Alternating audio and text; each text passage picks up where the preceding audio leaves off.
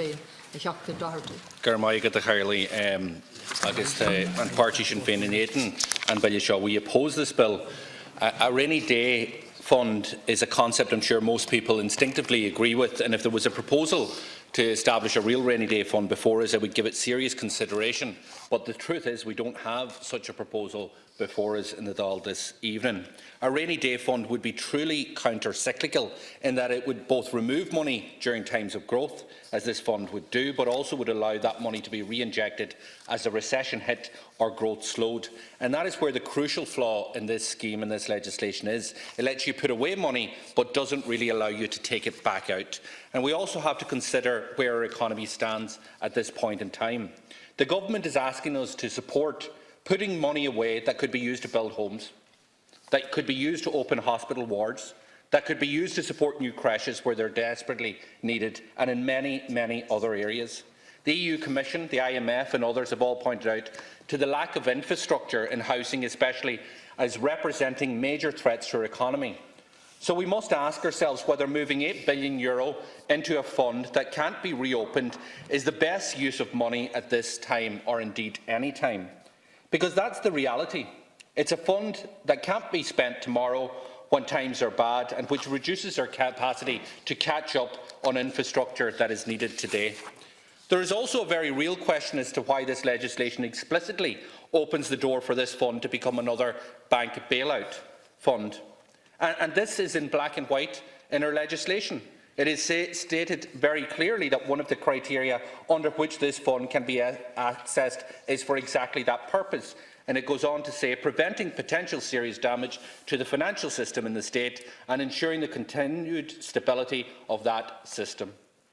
That is black and white, written into our legislation, which is one of the three criteria for using the fund, which is about bailing out the banks once again. In fact, it's really the only concrete area where the money can be spent. The other two possibilities that are in the legislation are likely never to be used, short of a major crisis, such as a migrant crisis or major reform of the pension systems, for example, because these exceptional circumstances will be deemed not by us in this House, but will be deemed by Europe and the European Commission.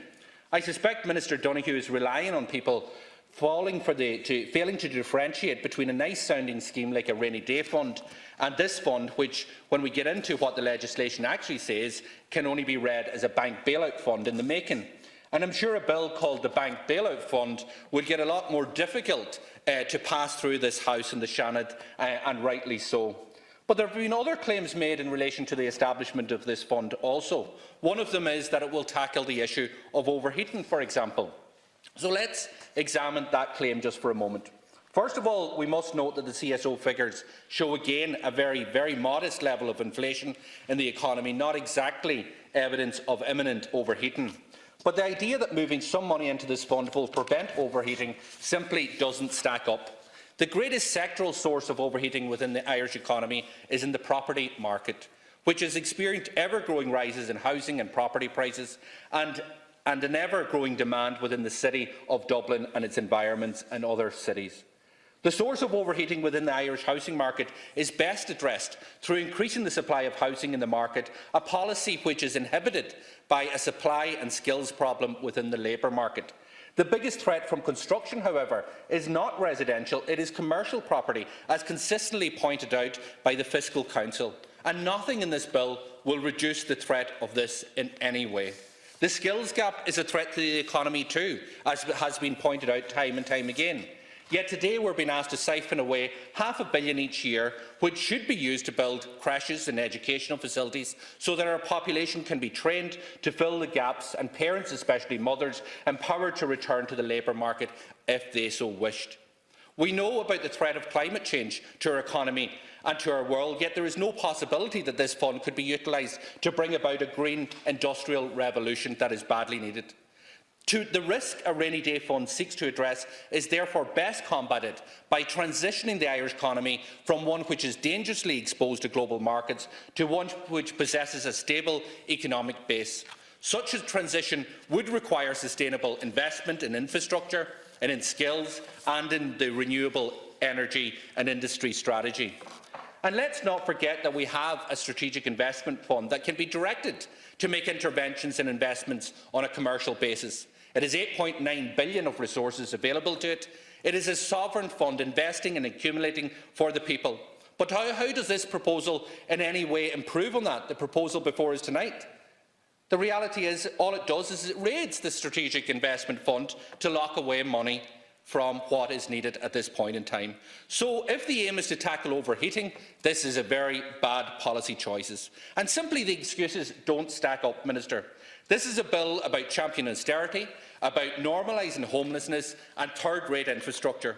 This bill says to rural Ireland that you can wait for quality broadband. It says to communities seeking their health rights that you can wait, and it says to the 10,000 people homeless, including the 3,000 children, that they are second-level priority to be dealt with after an arbitrary fund is filled.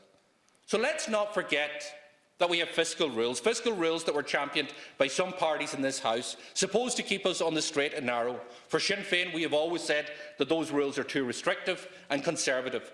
They copper fast and low spending, but for Fine Gael and Fianna Fáil, they are not tight enough, apparently now. When times were tougher, we were told by these two parties we would love to provide services, but the fiscal rules won't let us. Now we're in a situation where we're making up our own tighter fiscal rules. Fianna Fáil, as we heard today, wants to be associated with this plan. They're clapping each other in the back for those that introduced it first of all in the concept and ensured that it was delivered through their negotiations with Fine Gael. But let's not forget what Fine Fáil promised. Had we gone with Michael McGrath's plan, with the promise in their election manifesto, this year in 2019 we would have to put €3.785 billion into their so-called rainy day fund. Because that's what the Fianna Fáil manifesto stated. And surely they would have delivered on their promises, or would they? What they said was, we will ensure once a balanced budget is achieved in 2017, any increase in corporation tax revenue above a baseline of €6.6 billion would be put aside to lessen the impact of any future slowdown in the economy. So maybe Michael McGrath or Deputy Fleming, who wants to be so associated with the fact that they came up with this policy, can tell us where the nearly €4 billion would come this year, next year and every year. How many nurses would you sack? How many public servants would face the chopping block again, just as they did under your government 10 years ago?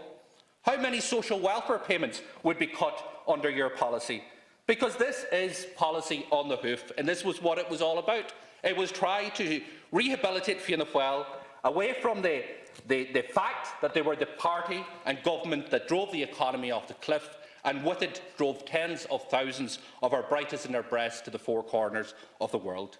The reality is they cannot be trusted, and Sinn Féin won't be the party to make them look fiscally responsible when their policies would be disastrous. The root of the Fine Gael proposal is the Fianna Fáil proposal, and I urge the Minister to rethink. I urge him to get his priorities right, to put tackling the housing crisis, the cost of childcare, the high cost of living above some half-baked, recycled Fianna Fáil idea. We are looking at a hard Brexit now as a real possibility. Today, the Minister for Finance released a statement showing the possible impact of a hard Brexit, and it makes for sobering reading. The idea is that hours later, he will walk into this chamber and talk about reducing our ability to invest is simply mind-boggling. Deputy McGrath says maybe the Commission will let us use the money we put into the fund to deal with the Brexit.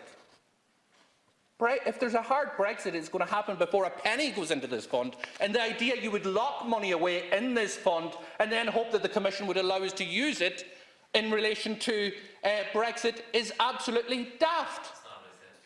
Daft. And what the Minister's own advice from his own officials in terms of the question and answers that were prepared from last year, when the question was, will the fund meet the uncertain cost challenges for Brexit? The answer was, it is vital that the rainy day is not earmarked to meet the challenges which we are already fully aware of. And we know that, you know that, you know that. Brexit is not in exceptional circumstances because it is flagged for us for over 2 years. Indeed, the answer that the officials gave the Minister was that the government and the Oireachtas must take responsibility for addressing these issues. They talk about that using the fund to meet the challenges of Brexit would create moral hazard and so on and so forth. But Brexit is just the other idea, the next idea, to try and pass this bill, which in reality, just like the Pension Reserve Fund, just like what Deputy McGrath did, just like what Deputy Micheál Martin did, just what his party leaders did, they raided the rainy day fund at that time and put our money into the banks. And yet it is written here, black and white, one of the conditions that this will be used for is the potential usage for a bank crash in the future.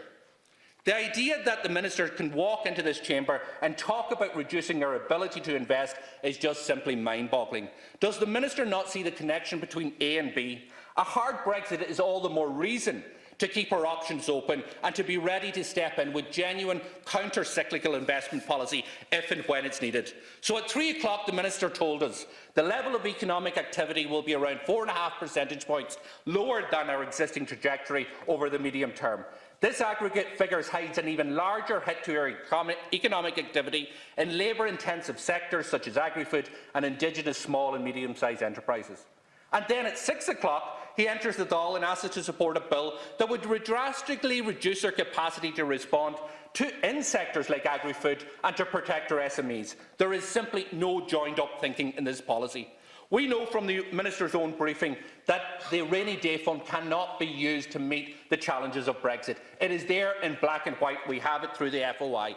If the Minister wishes to produce a genuine rainy day fund, my party will be all ears. But we reject the sham rainy day fund, this bank bailout fund in reality, because it ties our hands precisely at a time when we need maximum flexibility, and the Minister should go back to the drawing board with his partners in government in Fianna Fáil.